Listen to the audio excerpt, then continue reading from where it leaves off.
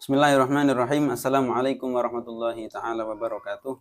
Alhamdulillah, kesempatan pada siang hari ini Allah memberikan izin kepada kita semuanya untuk belajar bersama tentang ibadah yang akan kita laksanakan, tentang ibadah kurban di hari raya Idul Adha.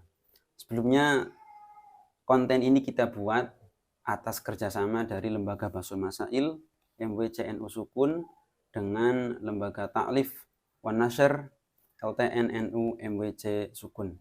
Semoga kedepannya kita bisa membuat konten-konten Islami yang senantiasa memberikan keberkahan dan menjadi ilmu yang bermanfaat untuk pemirsa semuanya. Nah, untuk tema hari ini kita akan membahas tentang dasar daripada kurban itu sendiri serta hikmah di balik syariat ibadah kurban. Begitu nggih Mas Torik nggih.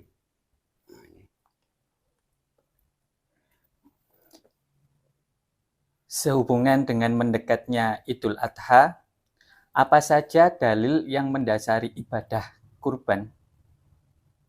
Nih, kalau kita membicarakan dalil, ini seperti kubu sebelah ya, malah harus ada dalilnya. Jadi kalau dalil dari ibadah kurban mungkin kita sudah sangat hafal karena ini adalah surat yang paling pendek di dalam Al-Quran. Surat yang paling pendek nama Torik. Yang paling pendek apa surat? Gak apa nih. Surat Al-Kautsar ya. Surat Al-Kautsar ya. Inna a'tainakal kautsar fasholli lirabbika wanhar. Ayat yang kedua, fasholli lirabbika.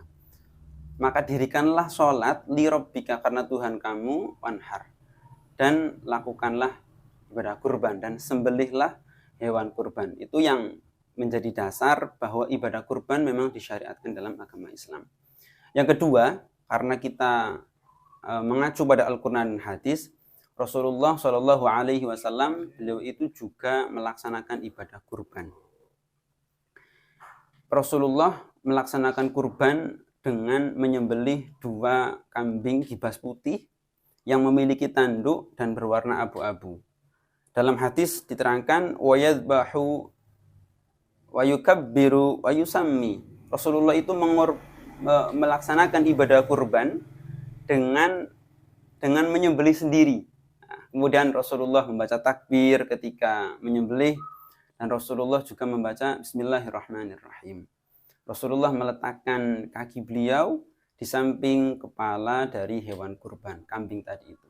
Sehingga Rasulullah mencontohkan kepada umatnya, kita semua untuk melaksanakan kurban. Ini adalah dalil yang paling kuat untuk pelaksanaan ibadah kurban. Semoga semuanya bisa kurban, khususnya Mas Torik ini. Amin. Insyaallah. Setelah dijelaskan dasar tentang berkurban, lalu apa sebenarnya hikmah dari ibadah berkurban? Oke. Berbicara tentang hikmah, ini adalah sirrun min asrarillah. Rahasia-rahasia di balik syariat yang Allah berikan, yang Allah tetapkan kepada kita orang Islam. Ibadah kurban memiliki hikmah, salah satunya adalah sebagai rasa ungkapan syukur kita atas hidup yang Allah berikan kepada kita.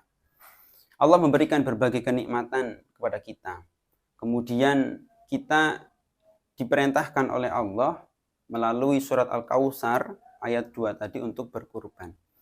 Seolah-olah berkurban ini adalah sesuatu yang berat kalau kita mempertimbangkan. Tapi kalau kita lihat sebenarnya kurban ini hanya ibadah yang tidak mahal juga, karena dilaksanakan dalam 1 tahun sekali.